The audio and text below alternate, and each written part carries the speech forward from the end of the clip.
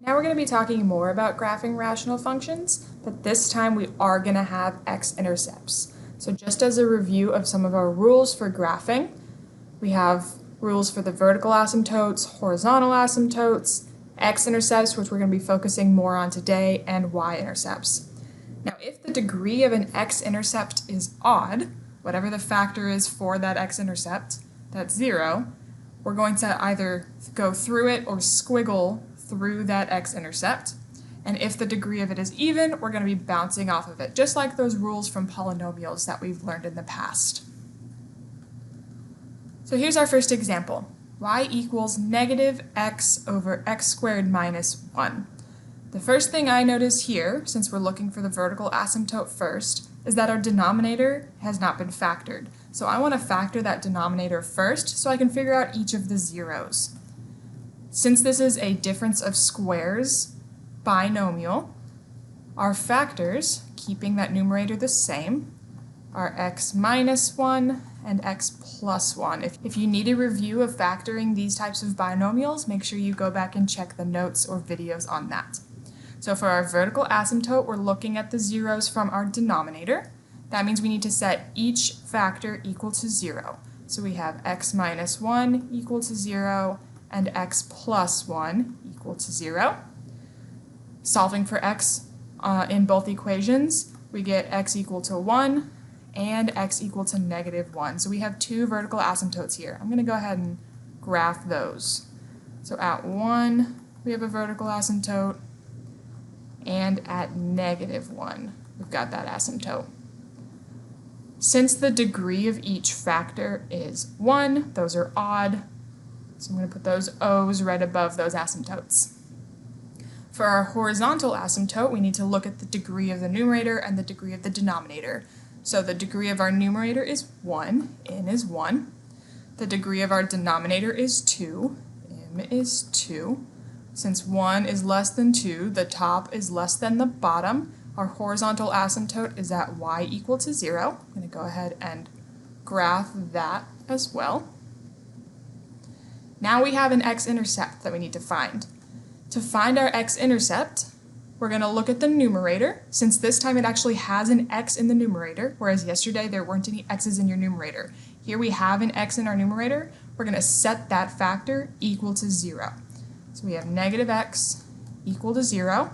If we divide both sides by negative 1, we still get x equal to 0. And since this is an intercept, it's going to be a point, so we're at the point 0, 0. The y value is 0 because that's always the case for an x-intercept. Your x-intercept is where y is equal to 0. Similarly for your y-intercept, that's where x is equal to 0.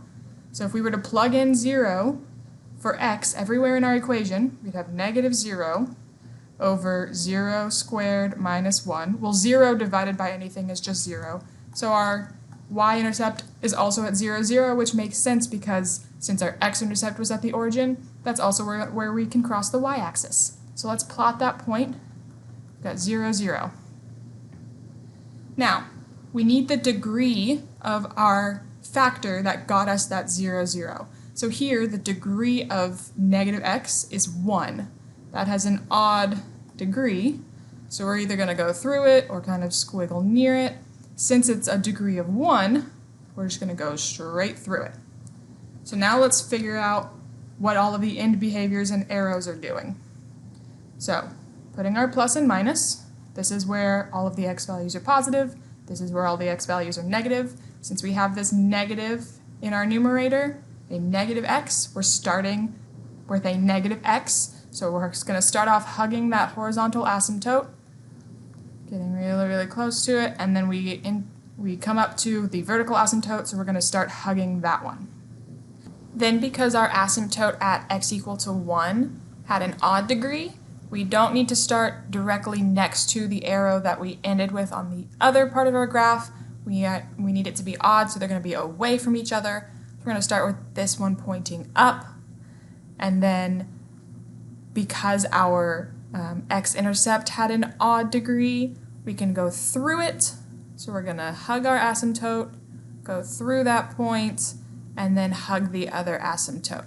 If we had an even degree for our x-intercept, we would be hugging the asymptote, bounce off of it, and then come back up through the other asymptote, but since this one has that odd degree, we're going through it, so we are actually crossing the horizontal asymptote here. That only happens in this type of situation.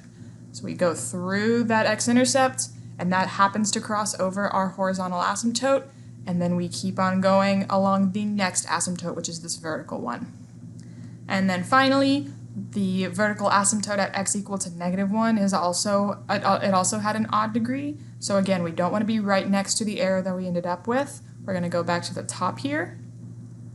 And then we're hugging our asymptote. We don't have anything we have to go through. We get to another asymptote and we hug that one. All right, one more example. Y equals 5x over x minus 4 times x plus 5 squared.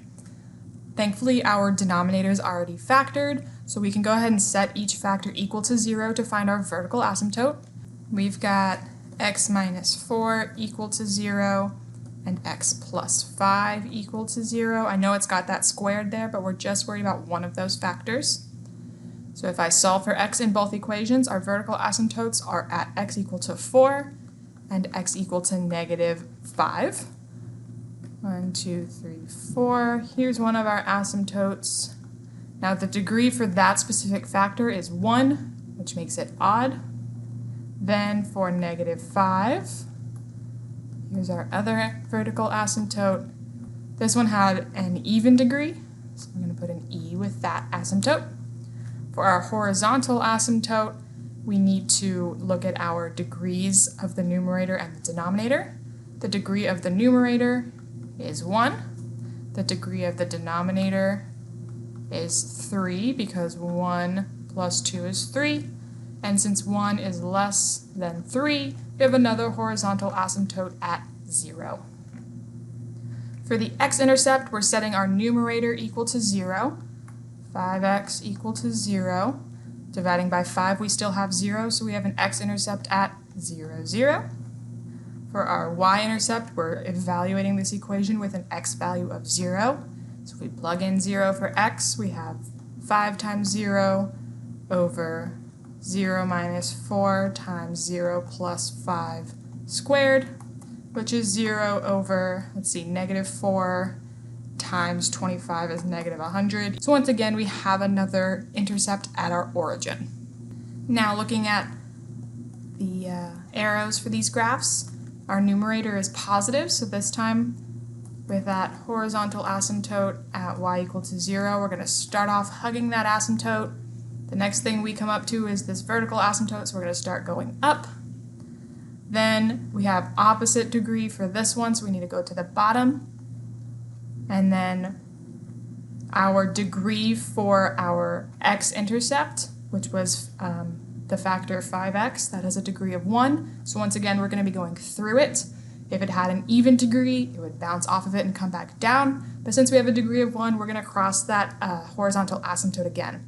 So hugging our asymptote, then we get up to where we need to cross through, and then we're going to get to the next asymptote that we see. That asymptote at x equal to -5 was even, had an even degree, so we're going to be right up next to it, and then we're going to hug the asymptote until we get to our next asymptote, and that is how we graph that. Now there's one more thing I want to mention. If you only have one vertical asymptote, and you're going up towards that x-intercept, and then you don't have another asymptote to go towards, here, let's do a little example off to the side. Here's our coordinate plane.